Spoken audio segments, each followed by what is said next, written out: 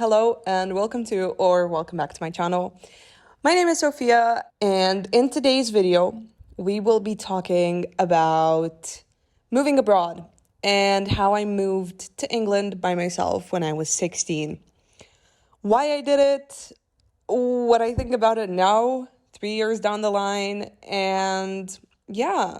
Before we get into it though, and this might be very niche content, but I was out shopping with my mom today and I got this drink. It's a fruity mango juice drink with nata de coco. I definitely butchered that name. Like, you genuinely couldn't pay me to tell you if it's the most incredible thing that I've ever had or the most disgusting thing. But what I like about it most is the fact that it has jelly cubes inside or like fruit pieces, and they taste exactly how I imagine foam blocks covered with slime to taste. Do you know those white like foam blocks that people put clear slime all over? This is exactly what I imagine them tasting. I love the texture, but I don't know about the taste of the juice. Also, just a disclaimer, if I look distracted at any point, I am playing the music video for It's Okay, I'm Okay by Tate McRae. It just came out today, and I can't stop thinking about it. That was insane. I thought it would be appropriate for me to talk about this just because I am moving to London in 3 days, which is super exciting. I thought it could be nice to just recap how I got there in the first place, and I feel like it would be interesting for you to know a bit more about me and my life and how I make decisions and stuff.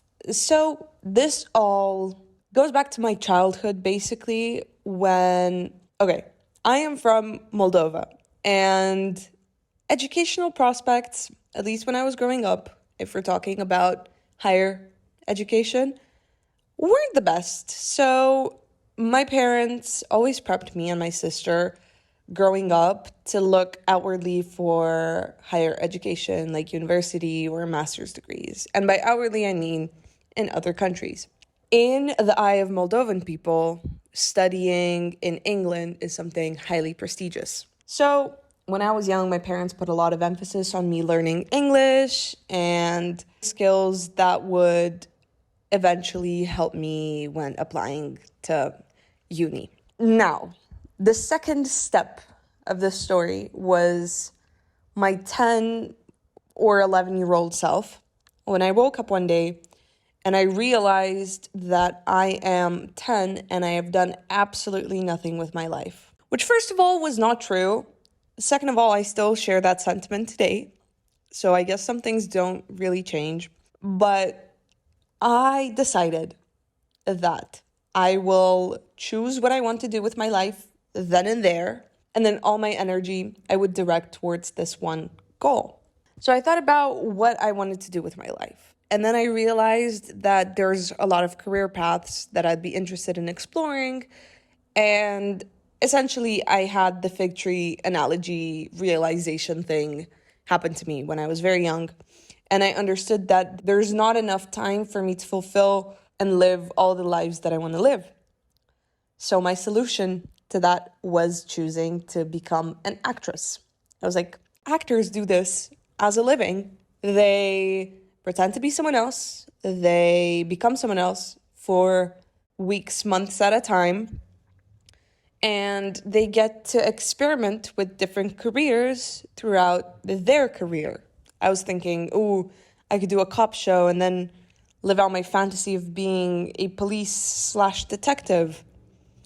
Or if I don't know, if I do a period drama, I could live as a queen or something like that. I don't exactly remember the thought by thought of it all, but I was like, that is what I want to do with my life. And then with the steps that I took, with acting classes that I took, and just researching the film industry as a whole, I fell in love with the art that is filmmaking. And I realized that I have passions for writing and for directing as well.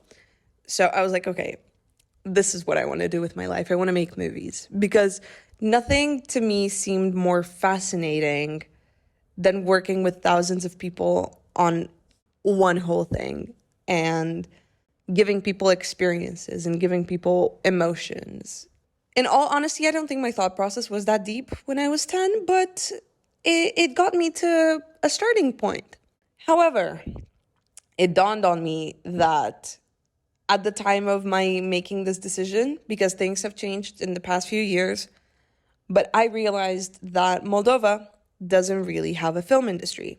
As I've said, in the past couple of years, there's been some films coming out, and as glad as I am that we're rekindling that art form and that there's people, sharing my passion in my country and making films about my people, the industry is still in its infancy, and all the projects that are coming out are quite, what would be a diplomatic term to use? They're quite primitive. They're not as high of a quality as Western cinema. Not that, again, just to make myself clear, not that Western cinema is like a pinnacle of quality. We have plenty of examples to prove otherwise, but the film industry in the West has been alive for just over 100 years, and even though that might be a short time span historically, it is plenty of time to develop some tools and set rules of filmmaking and cinematography and screenwriting. And with the setting of those rules and the deep understanding of them, people get to a point where they can break them and make films more interesting.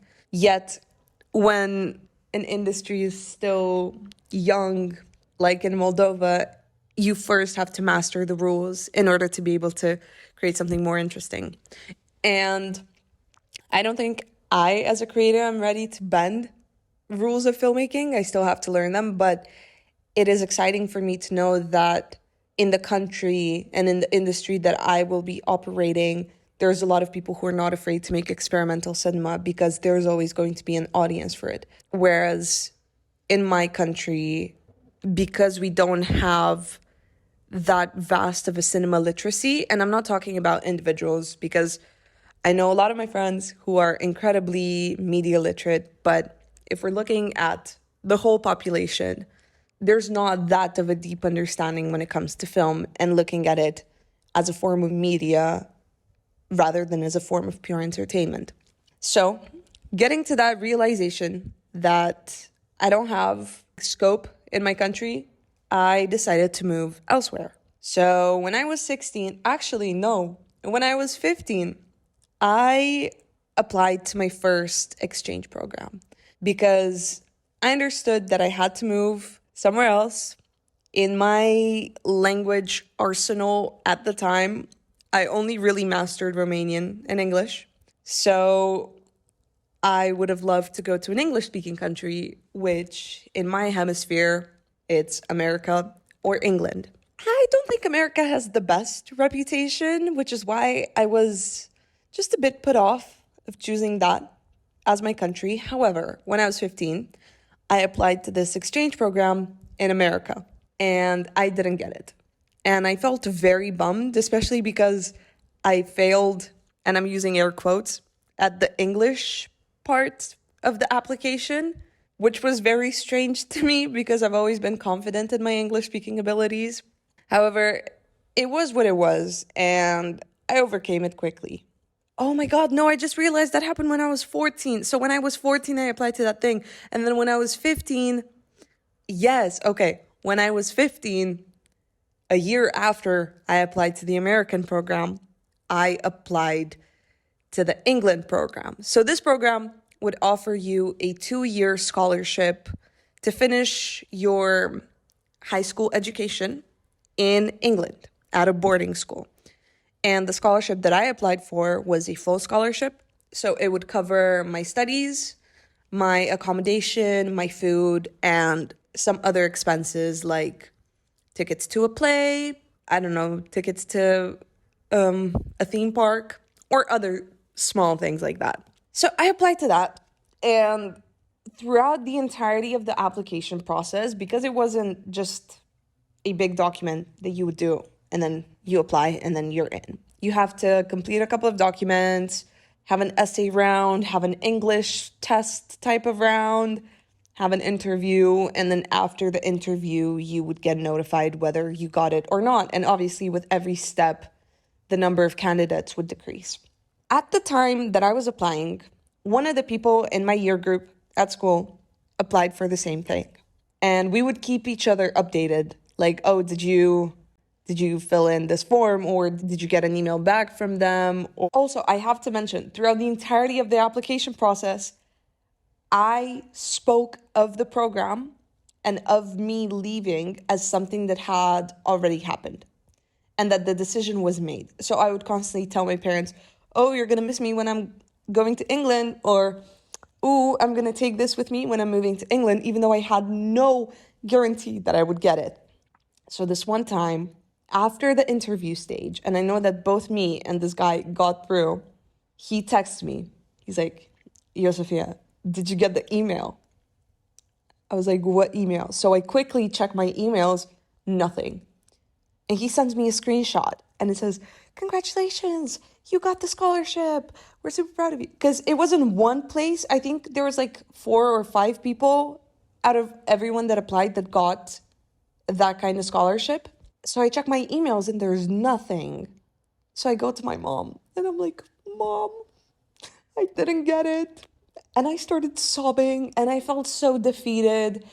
And I had school the next day, so it was very late at night. So my mom was like, girl, go take a shower, go to bed. It's fine. It's okay. You're probably going to get an email tomorrow. And I was like, no, because everybody got them tonight. And I felt so much despair because for the past however many months, it became my everything. And I had convinced myself that I would get the scholarship and that I would move to England. And I didn't get an email. The next morning, I wake up and the first notification on my phone is an email from the scholarship people telling me that I did, in fact, get a scholarship.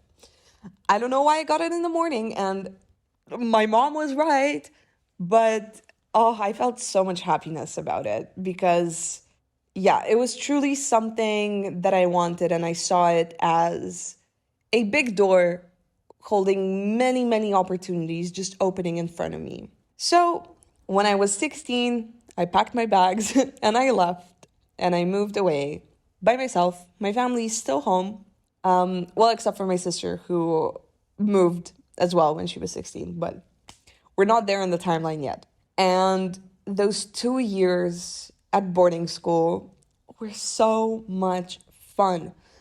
I honestly met some of my forever people there. Like, genuinely, if they're not at my wedding, they must be dead. Or I must have fucked up our relationship really bad. Because these people are incredible. That's the main thing that I got from that school, was finding my forever people. And I really hope I'm not jinxing it now and that we're actually best friends till we die. Because I love my girl so much. There's a lot of stuff that went down at boarding school. If you've been watching my stuff for a while, you've probably seen my vlogs. But if you haven't, you can check them out. There's a lot of stories that I would gladly tell about my time at boarding school. So if you're interested, let me know and I'll definitely keep it in mind and talk about that someday. My school was in sort of like I don't think this is the correct term, but it was like a suburban area to London in a way. So we weren't very far from London. We were about an hour's drive away. And the area was genuinely top 10 most beautiful places that I've ever been. And I know if you're a person that went to school with me, you're probably like, Sophia, what are you talking about? But genuinely, my school was in the middle of a forest. And the nearest town was like maybe 10 minutes away, like a 10-minute walk away. And it was like a small little village. So being that secluded and in the nature was just so nice. Every morning you'd wake up, birds would be singing. If you looked outside your window, many a times I saw deer, just casually. There were foxes, badgers, all kinds of birds. squirrels that were super fluffy. And this was actually very funny because when we would go to London and we would see a squirrel, they would look so sickly and rat-like, and their tails would be super skinny. And then when we came back to school, in comparison, the squirrels that we had, it looked like they were wearing the most expensive fur coats and their tails were super fluffy.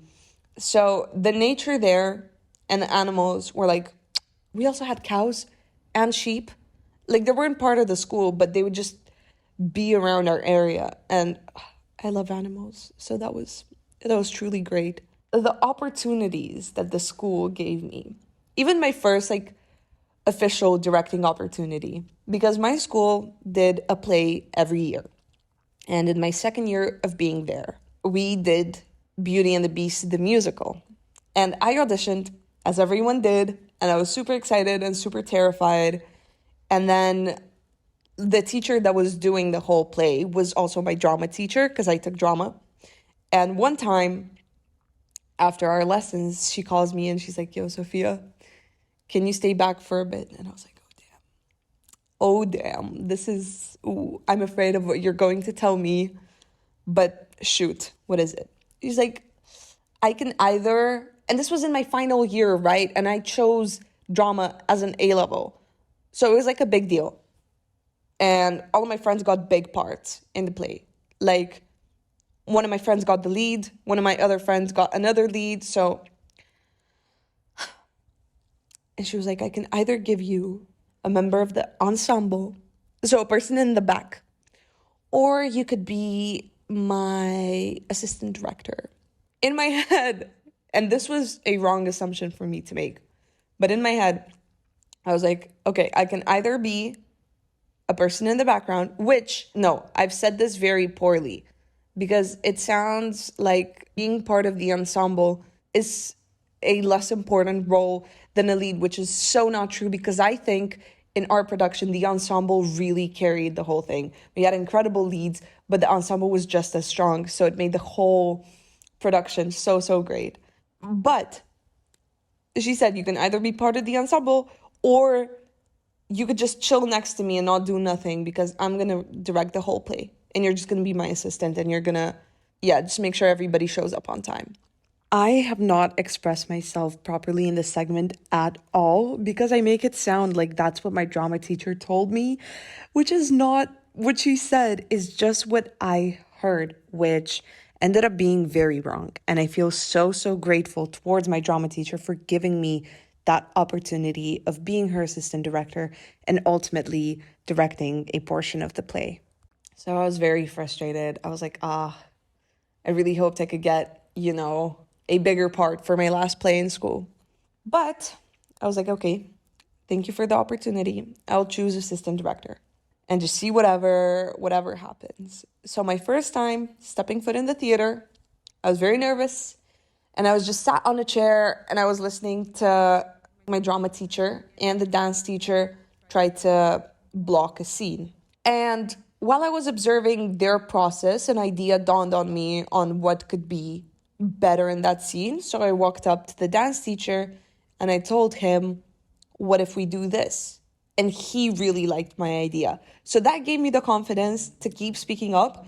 And by the third rehearsal, I would show up and I would start directing everyone. So that was so much fun and such a great opportunity for me to practice my directing skills and to work with my friends and to work on creating something that ultimately I felt very proud of in the end. As I've mentioned, I was always very sure that I wanted to work in the film industry. So when it came to my last year of school and applying to university, I decided to apply to American film schools because they are known to be the best film schools in the world. I was also going to apply to England schools just as a backup, but I applied to NYU, to Titch, which for non-film people, I think USC is the best film school in America. And then you have Titch, which is like notoriously hard to get into. But I was like, you know what? If I set my mind to it, I can do it. I got rejected, which was very humbling. But that was it. But applying to NYU took me like 10 times more than applying to 5 English schools. And I got into all of the 5 schools in London, which was fun. So that meant that from my choices of English universities, I did get to go to my top one. So last September, I moved to London. Woo! Now, London is a great city to visit, and it's an incredible place to go to occasionally. But unless you are made of money, it is not the most pleasant place to live in most of the time. I mean, I guess it makes up for the unpleasantries and opportunities because in my 1 year of living in actual London, I've come across the most insane opportunities of my life that I could have never dreamed of, but it came at the cost of constantly feeling unsafe, witnessing crime around you, which is so fun. And I thought that by not going to America, I would avoid, you know, organized crime, I guess. London's got plenty of that as well. So at the end of the day, my university experience, especially coming from like a filmmaking point of view, has been very strong because I had the opportunity to involve myself in over a dozen productions and work with very talented, hardworking individuals. Looking forward to my return, definitely, especially because I feel like the stuff that I most disliked about London, like where I was living, I have remedied, I have changed. So that's why I'm super excited to go back because it's going to be a bit different this time. So, yes, I think that if you have a big dream or if you have high ambitions and you know that the place that you're from will never be able to bring them to life, whether it be that you're from a small town or a small country, I think it is always worth to take the leap and move to a different place that you know will have the resources you need to fulfill your ambitions. If I had the chance, I would do it over again, just as I did, because even if it's a hard process, especially when you're young, to leave your home behind and to leave your parents and family behind and to choose yourself, it is such a rewarding thing. In this way, you will never live with the what if, and you'll actually get to live it. You will take the chance and you will find that it is truly the most rewarding thing of all. Like, I met my best friends by moving away, and I've met my idols by moving away. I went to the Dune premiere in February and I got to meet Florence Pugh, and I still can't believe that happened because it's one thing to go to sleep in London and be like, yeah, I spoke to Timothy Chalamet today.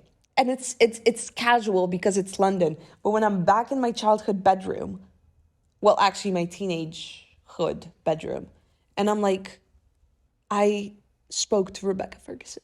It's like it's mad. It's mad. So do it. Do it. If you're thinking about it, the thought was planted in your head for a reason. So you have to do it. You have to be brave because the hardest thing to do is to decide that that is what you want and that is what you're going to do. Because when you look at it and you're like, damn, hypothetically, right? I want to move to London. How do I even do that? Do I just buy a ticket and go?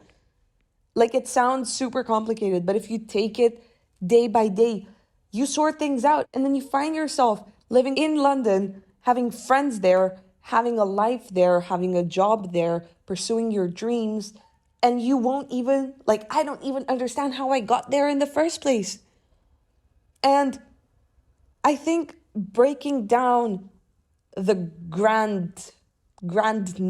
the grandness, the, how would you say, like the factor of it all, and you split it into doable things that, for example, oh, today I can go and look up flights. Tomorrow I can go and look up accommodation. The day after tomorrow, I'll look up how to pay my taxes, how to pay my bills, you'll find yourself at a point where that is your life. And all the small steps that you took brought you to the big mountain and to the beautiful view. So this is your sign to be bold and do whatever scares you, because it will bring you rewards like you've never imagined. That's all I've got for you today. If you like this video, please like it, because YouTube really likes when you like videos that you like. Thank you. I hope to see you next time. Goodbye. Mwah.